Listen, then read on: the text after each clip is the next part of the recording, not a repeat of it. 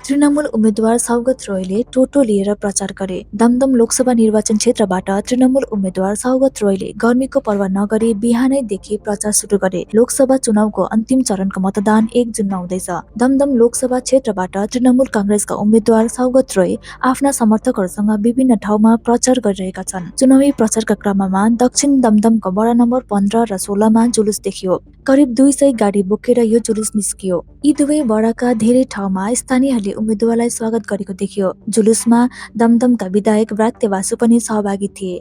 Vada number 15 का स्वतन्त्र पार्षद देवाशिष बन्द्योपाध्यायको पहलमा यो र्याली निकालेको हो। यात्रामा सहभागी हुनेलाई गर्मीबाट कुनै पनि समस्या नहोस् भनेर टोटोको व्यवस्था गरिएको थियो। चुनावी प्रचारको क्रममा सौगत रोयले सडकमा हिँड्ने सबै मानिसहरूलाई चिसो पानी खुवाएको देखियो। সৌগত রায়কে যেখানেই যাচ্ছি সেখানেই দমদম জুড়ে তুমুল উদ্দীপনা, মানুষের স্বতঃস্ফূর্ত এবং সহর্ষ আনন্দময় প্রতিক্রিয়া। ফলে এইরকম একজন বরিষ্ঠ সাংসদ, দমদমে এত এত কাজ করা মানুষ, তাকে নিয়ে যখন বেরোচ্ছি তখন বলাই বাহুল্য যে মানুষের একটা স্বাভাবিক স্বতঃস্ফূর্ত প্রতিক্রিয়া হবে। এবং মমতা বন্দ্যোপাধ্যায়ের উন্নয়ন যেহেতু দমদমে প্রবলভাবে পড়েছে,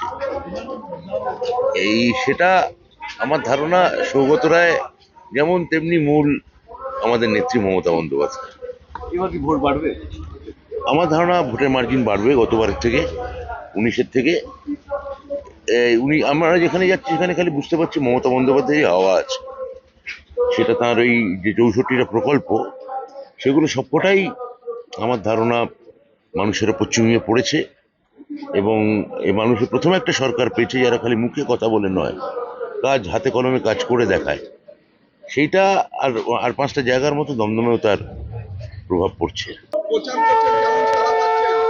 ভালোই তো, আপনারা দেখুন সব বাড়ি থেকে লোক বেরোচ্ছে।